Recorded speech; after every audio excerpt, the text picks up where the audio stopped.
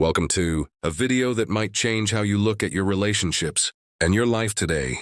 We're diving into an important topic for anyone wanting to level up, the 10 types of people holding you back. Now picture this. You're in a hot air balloon ready to soar to new heights. You've got big dreams, ambitious goals, and the determination to make them happen. But as you start to rise, you notice something's off. The balloon isn't climbing as fast as it should. You look over the edge and see several people hanging onto the basket, weighing you down. That, my friends, is exactly what happens when you surround yourself with the wrong people. They're like dead weight, holding you back from reaching your full potential. The worst part is, most of the time, we don't even realize these people are dragging us down. They might be longtime friends, family members, or colleagues we see daily. Their influence can be subtle, like a slow leak in your balloon, gradually draining your energy, positivity, and drive. So who are these people? Well, that's exactly what we're going to explore in this video. We'll be looking at 10 types of individuals who might be secretly sabotaging your success. 1. The negative Nancys always see the glass half empty. 2. The energy vampires, who leave you feeling drained after every interaction. You're the master manipulators who play mind games. From the chronic complainers who never seem satisfied. The "it's not my fault" crowd who never take responsibility. The green-eyed monsters consumed by jealousy. 7. The narcissist who make everything about them. 8. The gossip gurus who can't keep a secret.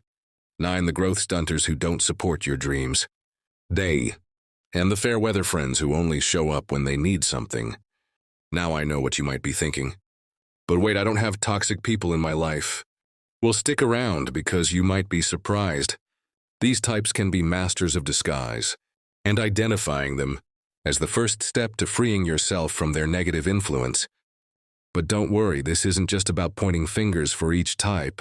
We'll dive into why they're harmful, share some real-life stories you might relate to, and most importantly, give you practical tips on dealing with them, whether it's setting boundaries, changing your response, or in some cases showing these folks the exit door in your life.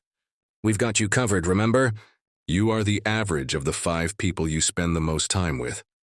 By the end of this video, you'll be equipped to make sure those 5 people are the ones who lift you up, not drag you down. So are you ready to cut those sandbags and let your balloon soar? Let's dive in and discover the 10 types of people who might be holding you back in life. Negative thinkers. All right, let's kick things off with the negative thinkers. You know the type. They're the ones who can find a storm cloud on the sunniest day. Negative thinkers are those folks who always focus on what could go wrong. They've got a PhD in, but they're experts at raining on parades. While a healthy dose of realism can be good, these people take it to the extreme.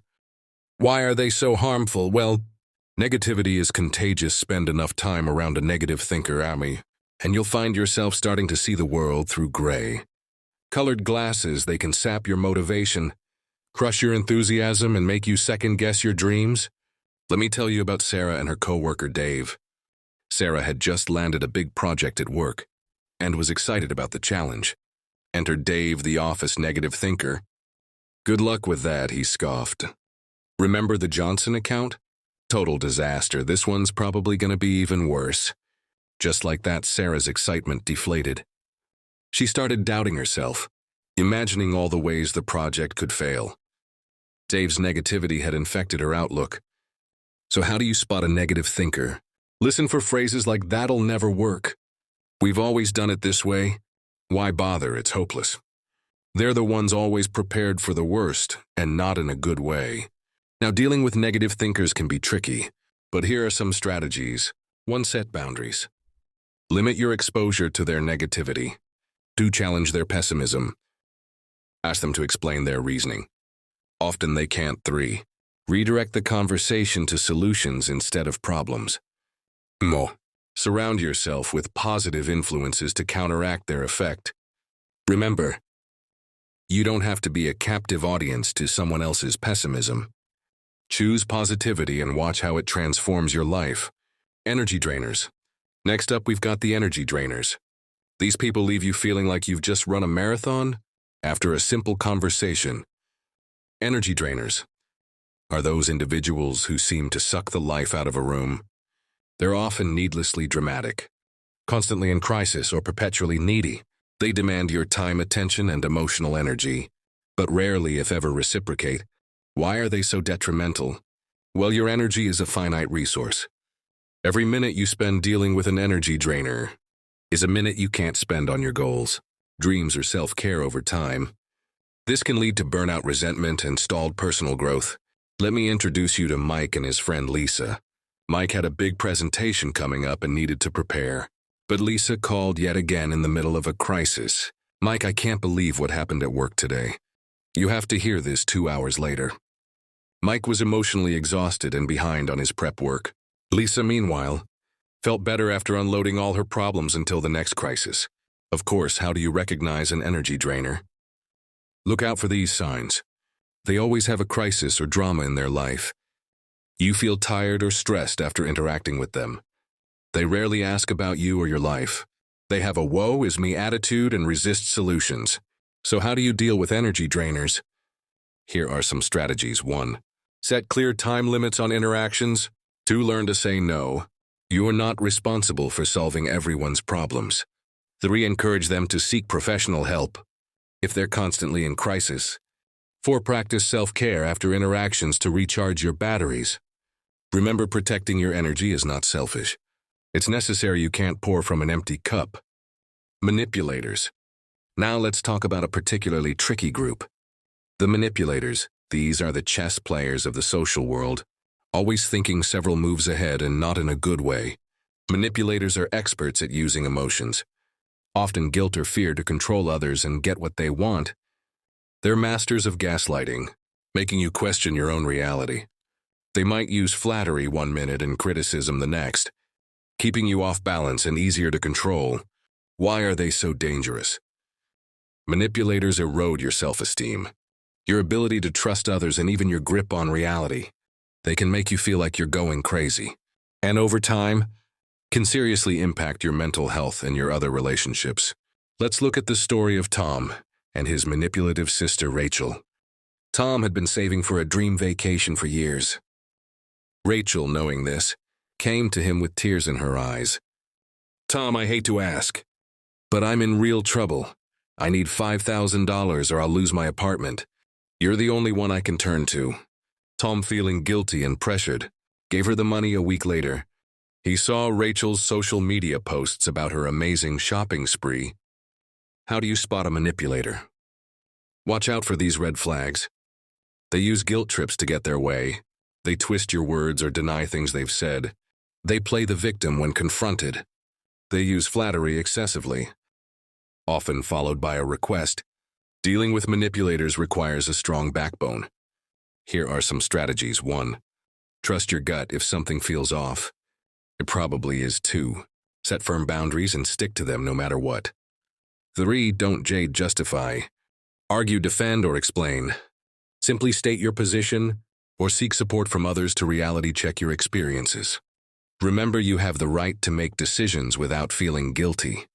Don't let anyone manipulate you into thinking otherwise. Chronic complainers and the Stoic response. Let's turn our Stoic gaze to the chronic complainers. Those who seem to find fault in every situation, grumble about the weather being too hot or cold, and see problems everywhere but solutions nowhere.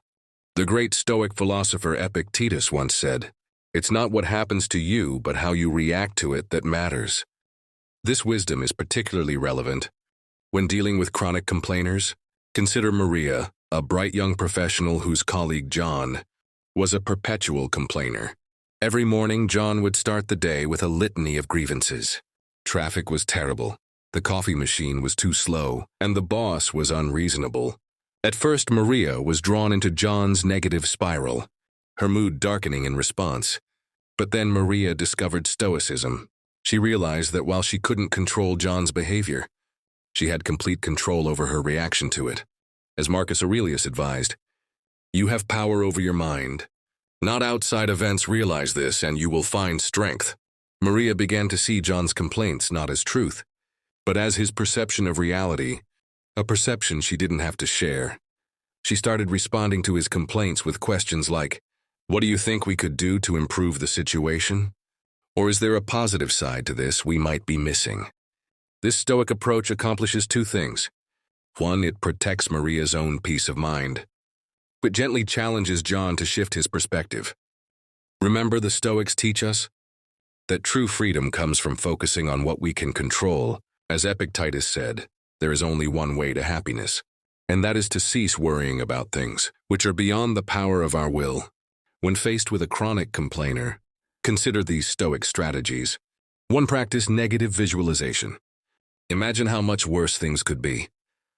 This Stoic technique can help you appreciate what you have. 2. Focus on your response. You can't control the complainer's words, but you can control how you interpret and react to them. 3. Seek the lesson. Ask yourself, what can I learn from this situation? Every challenge is an opportunity for growth. Puire embrace amor fati. Love of fate, accept that complainers exist, and see dealing with them as a chance to practice virtue. Seneca wisely noted, we suffer more often in imagination than in reality. Don't let the imagined problems of others become your real ones. People who never take responsibility. A Stoic perspective. Let's apply our Stoic lens to those who never seem to take responsibility. For their actions, the blamers, the excuse makers, the it's not my fault crowd. Epictetus provides a powerful perspective here. When we blame others, we waste our energy. But when we take responsibility, we empower ourselves. This encapsulates the Stoic approach to personal responsibility. Consider the story of Alex, a team leader in a busy marketing firm. One of his team members, Sarah, consistently missed deadlines and made errors in her work. However, Sarah always had an excuse. The brief wasn't clear enough. She didn't have enough time. Someone else had given her the wrong information. Initially, Alex found himself frustrated and angry with Sarah. But as he delved deeper into Stoic philosophy, he realized two important things. That he couldn't control Sarah's behavior, or her unwillingness to take responsibility. 2, he could control his own actions and responses to the situation. As Marcus Aurelius advised, you always own the option of having no opinion. There is never any need to get worked up or to trouble your soul about things you can't control. These things are not asking to be judged by you. Leave them alone. Alex decided to focus on what he could control. He implemented more evident processes for assigning and tracking work. He provided more detailed briefs and setup, check-in points throughout projects. Most importantly, he worked on managing his expectations and emotions. When Sarah continued to make excuses, Alex calmly pointed out the resources and support available, asking, what could you do differently next time to achieve a better outcome? This Stoic approach shifted the focus from blame to problem-solving. Remember, the Stoics teach us that true strength comes from taking responsibility for our actions and reactions. As Epictetus said, it is impossible for a man to learn what he thinks he already knows. When dealing with people who don't take responsibility, consider these Stoic approaches. 1, focus on your actions. Are you doing everything you can to facilitate success? 2, practice empathy. Try to understand why they might avoid responsibility. Fear, insecurity. 3, lead by example. Demonstrate what taking responsibility looks like. 4, maintain emotional equilibrium. Don't let their behavior disturb your inner peace. As Seneca reminds us, the greatest remedy for anger is delay. When faced with someone dodging responsibility, take a moment before reacting. Choose your response wisely. Jealous individuals through a Stoic lens. Finally, let's examine how Stoicism can help us deal with jealous individuals who covet what others have and often try to diminish others' successes. Epictetus offers a powerful perspective on jealousy. He is a wise man who does not grieve for the things which he has not, but rejoices for those which he has. This Stoic principle of focusing on what we have, rather than what we lack, is key to addressing jealousy in ourselves and others. Consider the story of Sophia, a successful entrepreneur who faced jealousy from her old friend Lisa whenever Sophia shared a new achievement, a business milestone, a personal accomplishment. Lisa would respond with thinly veiled envy. often trying to downplay Sophia's success or change the subject. At first, Sophia felt hurt and angry. Why couldn't her friend be happy for her? But as she studied Stoic philosophy, she gained a new perspective. Marcus Aurelius counseled, "When you wake up in the morning, tell yourself the people I deal with today will be meddling, ungrateful, arrogant, dishonest, jealous, and surly. They are like this because they can't tell good from evil." Sophia realized that Lisa's jealousy was more about Lisa's insecurities than about Sophia's achievements. She couldn't control Lisa's feelings, but she could control her response. Instead of feeling offended, Sophia began to approach these interactions with compassion. She asked about Lisa's life and celebrated her friend's successes. No matter how small, she would gently redirect the conversation to positive topics they enjoyed when faced with a jealous comment. The Stoic approach to dealing with jealous individuals involves several fundamental principles. 1. Practice gratitude regularly. Acknowledge and appreciate what you have. 2. Understand the impermanence of external things. Success, wealth, and status are transient. The Stoics advise us to focus on internal virtues instead. 3. Cultivate compassion. Recognize jealousy often stems from insecurity or fear. 4. Focus on your own character. Epictetus reminds us, if you want to improve, be content to be thought foolish and stupid. Don't let the jealousy of others deter you from your path. Remember, as Seneca wisely noted, it is not the man who has too little, but the man who craves more that is poor.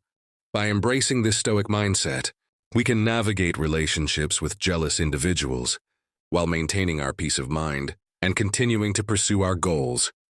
Stoicism offers us a powerful toolkit for dealing with chronic complainers, those who never take responsibility, and jealous individuals. It teaches us to focus on what we can control, to find opportunity in every challenge, and to cultivate inner peace regardless of external circumstances. As we internalize these Stoic principles, we become more resilient, compassionate, and better equipped to handle the diverse cast of characters we encounter. Gossipers. Imagine walking through the bustling forum of ancient Rome. Amidst the noise of commerce and debate, you hear rumors spread like wildfire, and reputations were made and broken with a few choice words. This scene isn't so different from our modern world, where gossip still thrives, now amplified by social media and instant messaging. Gossipers are those who spread rumors and talk about others behind their backs. They might seem harmless, even entertaining at times, but make no mistake, they can be as corrosive to your character as rust is to metal.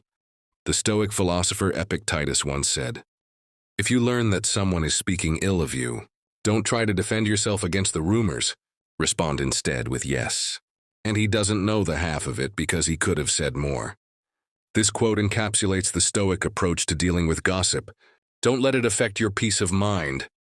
Let's consider the story of Marcus, a young Roman soldier. His fellow soldiers often gather to gossip about their superiors and each other at first. Marcus joined in, feeling it brought him closer to his comrades. But he soon realized that participating in gossip was changing him, making him suspicious and antagonistic. Inspired by the teachings of Stoicism, Marcus decided to change his approach. When his friends started gossiping, he would steer the conversation to more constructive topics, or excuse himself at first. Some mocked him, but they began to respect his integrity over time. To recognize gossipers, look for these signs. They often start conversations with, "Did you hear about they seem to know everyone's business?" They swear you to secrecy before sharing information. They enjoy spreading dramatic or scandalous news. How can we deal with gossipers in a Stoic manner? To remember that what others say is out of your control. Focus on your actions and character. 2. Don't participate in gossip. As Socrates advised, apply the triple filter. Is it true? Is it good? Is it useful? 3. If someone gossips about you, they'll likely gossip about you. Keep this in mind when choosing confidants. Use gossip as an opportunity for self-reflection. If someone's words upset you, ask yourself why and work on that aspect of yourself. People who don't support your growth. Picture yourself as a young olive tree in ancient Greece. You're reaching for the sun, growing stronger each day. But imagine if someone kept trying to bend your branches or limit your water. That's what it's like. When you're surrounded by people who don't support your growth, these people might be friends, family, or colleagues who consciously or unconsciously try to keep you at their level. They might discourage your ambitions, belittle your achievements, or try to instill doubt in your abilities. The Stoic philosopher Seneca offers wisdom here. Associate with people who are likely to improve you. This simple advice is profound in its implications. The people we surround ourselves with shape our thoughts, our ambitions, and ultimately our lives. Consider the story of Clear, a young woman in Athens who dreamed of becoming a philosopher. A rarity in her time, many of her friends and family discouraged her, telling her to focus on more suitable pursuits for a woman. But Clear found inspiration in the Stoic teachings and persevered. She sought out mentors who believed in her potential and surrounded herself with fellow learners. Claire became a respected thinker despite the naysayers, proving that we can overcome societal limitations with the right support and mindset. How do you recognize people who don't support your growth? They downplay your achievements or ambitions. They often use phrases like, "That's not realistic," or "Why bother?" They seem uncomfortable or dismissive when you share your goals. They might try to hold you back under the guise of protecting you. So how do we deal with these people? In a Stoic manner, 1. Practice indifference to criticism. As Epictetus said, if you want to improve, be content to be thought foolish and stupid. 2. Focus on your progress. Marcus Aurelius advised, be tolerant with others and strict with yourself. 3. Seek out positive influences. Surround yourself with people who challenge and inspire you. 4. Use their doubt as fuel. Let their lack of faith motivate you to prove them wrong. Remember, as Seneca said, difficulties strengthen the mind as labor does the body. Resistance from unsupportive people can make you stronger and more resilient. If you are approached with the right mindset, it's also worth considering why these people might not support your growth. Often it's because of their fears or insecurities. Understanding this can help you respond with compassion rather than anger. Ultimately, your growth is your responsibility. As Epictetus reminds us, no man is free who is not master of himself. Don't let others' limitations define your potential. Use Stoic principles to stay focused on your path, regardless of others' opinions. Users, people who only come around when they need something. Imagine you're a wealthy merchant in ancient Rome. You notice that certain friends only appear when they need a loan, or a favor vanishing when it's time to repay or reciprocate. These are the users of the ancient world. Not so different from those we encounter today. Users are people who view relationships as transactional. They appear when they need something and disappear when they don't. They take but rarely give, draining your resources, whether that's money, time, or emotional energy. The Stoic philosopher Epictetus offers a powerful perspective on dealing with such people. Seek not that the things which happen should happen as you wish, but wish the things which happen to be as they are, and you will have a tranquil flow of life. This doesn't mean we should accept being used. Instead, it suggests we should accept the reality that such people exist and focus on our response to them, rather than wishing they were different. Consider the story of Lucius, a kind-hearted Roman citizen known for his generosity. He had a friend named Cassius who would only contact him when in need. One day, Cassius asked for a substantial loan. Instead of getting angry or feeling used, Lucius saw this as an opportunity to practice Stoic principles. He calmly explained to Cassius that true friendship involves give and take. He offered to help Cassius find work instead of giving him money, teaching him to fish rather than simply handing him a fish.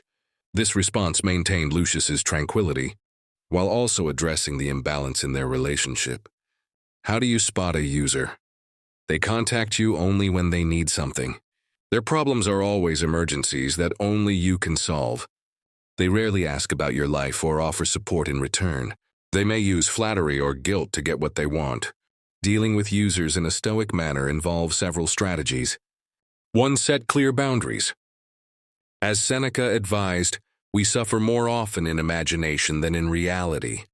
By setting and communicating clear limits, We avoid the stress of anticipating unreasonable requests. 2. Practice detachment. Marcus Aurelius said you have power over your mind. Not outside events realize this and you will find strength. Recognize that you can't control others' behavior. Only your response. 3. Use it as an opportunity for growth. Each interaction with a user is a chance to practice assertiveness, compassion, and self-respect. 4. Reflect on your behavior.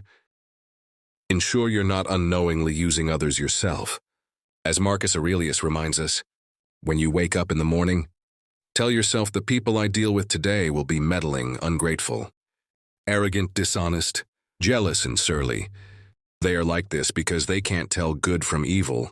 But I have seen the beauty of good and the ugliness of evil, and have recognized that the wrongdoer has a nature related to my own. Remember, maintaining one-sided relationships drains the energy. You could invest in mutually supportive connections. As Seneca wisely noted, time is our most valuable possession. So be careful how you spend it. By applying these Stoic principles, we can navigate relationships with users while maintaining our peace of mind and integrity. We learn to give freely but wisely, to set boundaries with compassion, and to value ourselves and our time. Doing so creates space for genuine, balanced relationships that support our growth and happiness. Narcissists, you've just landed your dream job, excited to make a difference. But there's a catch, your boss.